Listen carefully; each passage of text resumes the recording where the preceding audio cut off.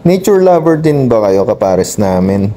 Mahilig mag-picnic, makyat ng bundok, nakapares ng ganito, lumayo sa syudad at mag-enjoy sa napakagandang view. Halina kayo guys at samahan nyo kami, pasyalan natin itong isa sa mga dinarayo dito sa Zambales. Dito lang yan sa Uncle Seth TV.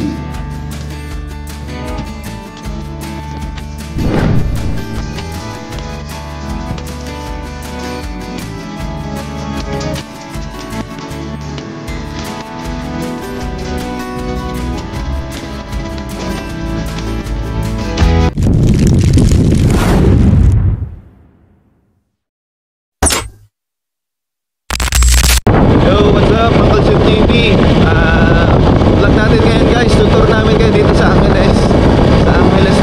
In between siya ng Nagbayan at saka ng San Antonio.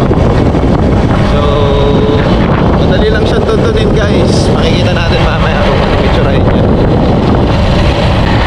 Pag nakita mo itong bridge na ito, hindi ka na naliligaw. Ayan na siya.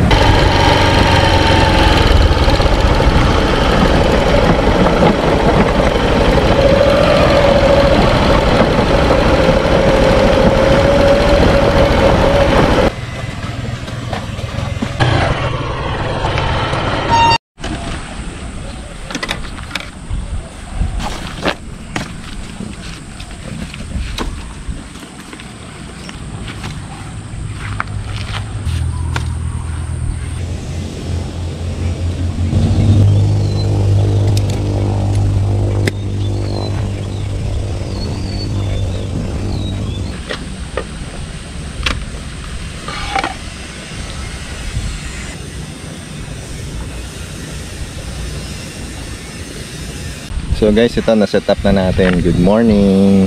Morning. Ito na-set up na natin yung ating almusal, breakfast.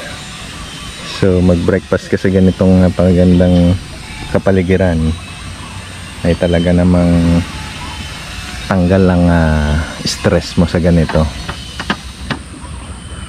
Nature lang tayo guys. So dito guys, expected nyo dito pag weekend to, talagang dinarayo talaga ito, itong lugar na ito. Kasi talagang napaka ano na itong lugar na ito. Talagang makakatanggal ng stress. Kasi tingnan nyo naman guys, di ba? Nature na nature. So nung araw talaga dito walang kakubo-kubo, walang bahay, walang kahit na ano. So nito na lang ngayon yan guys. Syempre lahat talaga ng lugar, yung dating di naman natitiraan, ngayon natitiraan na. Pero ayos lang. At least nakakapasok pa rin tayo dito, nakakapasyal pa rin tayo sa lugar na ganito. Pag ano guys dito, dati ito may tawiran talaga ng ilog din dyan eh. Pero dati pag mababaw itong mababaw itong ilog, maakit kami dyan. Yan, pwede kang mag-hiking dyan. Nag-almusal din tayo. Ilang beses na rin namin. Ito, makikita nyo dyan sa video, ay mga picture. Lalagay ako ng picture na makikita nyo. Doon kami sa taas.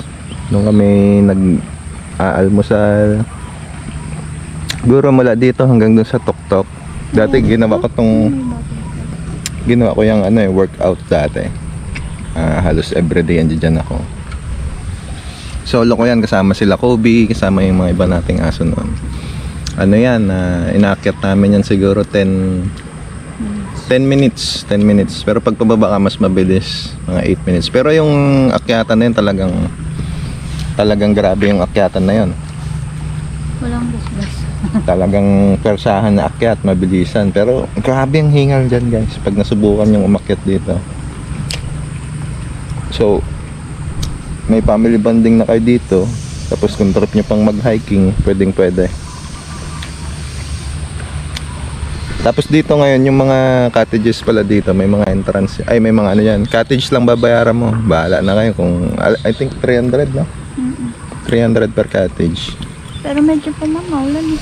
Sa ngayon, halos, ayun, may nagiba pang ang kubo. Sa lakas ng ulan-ulan siguro, bagyan mga nakaraan. Medyo hindi siya na maintain ngayon. Kain tayo, ubi. Ubi de sal. Naubo pa ako. Bigyan pa mag-ubi break ko. Ano?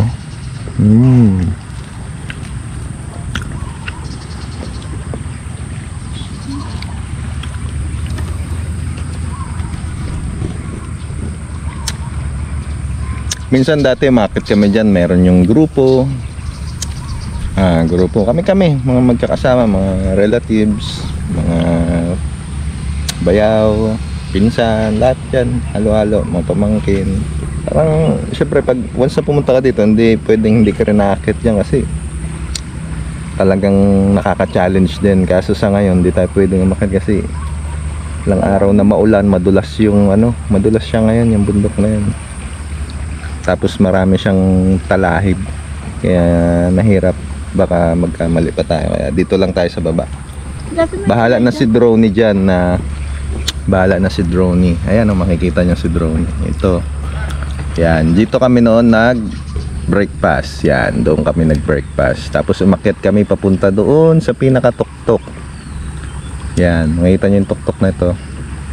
O yan, kita nyo itong tok-tok dito. Merong butas dati dito eh. Diyan kami pumapasok noon.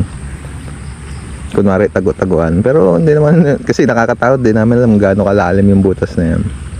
Tapos pagdating ko dyan noon sa taas, mag-ano ako dyan, mag-sit ups, ganun.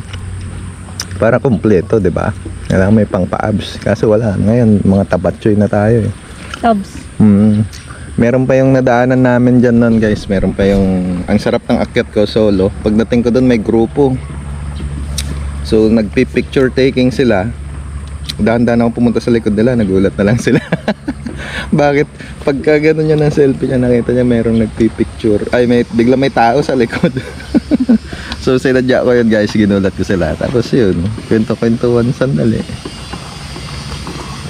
Mga bikers sila, so mga bikers from San Antonio na napunta dito, grupo rin sila, tapos banding nila, makyat sila sa bundok, yun lang, experience ba.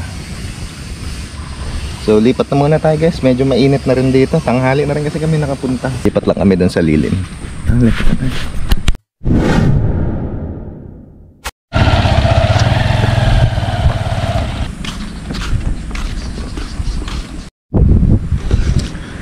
So ayun na nga guys, sana nag-enjoy kayo sa mini vlog namin dito sa Angeles. Breakfast vlog. Sa Lambingan Bridge kung tawagin nila ngayon. Dati hindi naman Lambingan Bridge to eh. Angeles Bridge lang. Angeles Bridge lang to dati. Ngayon bigla naman tinawag. Palibasa marami kasi naglalambingan doon sa bridge tuwing gabi. Kaya tinawag na Lambingan Bridge. So yun na nga, sana nag-enjoy kayo sa mini tour na ginawa namin dito sa pag-akyat ng bundok at saka sa pagpapakita ng view. So again nga, sabi ko nga sa inyo, pag may time kayong mag-relax kayo, hindi puro trabaho, di ba? Hirap pag laging trabaho ng trabaho. Yung pera andyan lang naman yan basta may trabaho eh, di ba? Yung pera nandyan lang basta marami. Asan yun nandyan? Andyan oh. Andyan. Andito. Nasa loob, kinakain ko nga. So ayun na nga guys, nakat natin dahil tawa ng tawa si Mrs. Abangan nyo na lang siguro yung next tour natin guys dito sa Zambales. Iisa-isahin natin siya. So sa malapit-lapit lang muna tayo dito, sa San Felipe hanggang dito pa Subic. So check natin kung ano yung mga pwede naming ma-share sa inyo. So kung di ka pa pala nakapag-subscribe sa aming channel, please subscribe na. And follow na rin kami sa Facebook syempre. So Uncle Seth TV. So again, see you na lang sa next vlog guys. Thanks for watching. Bye bye.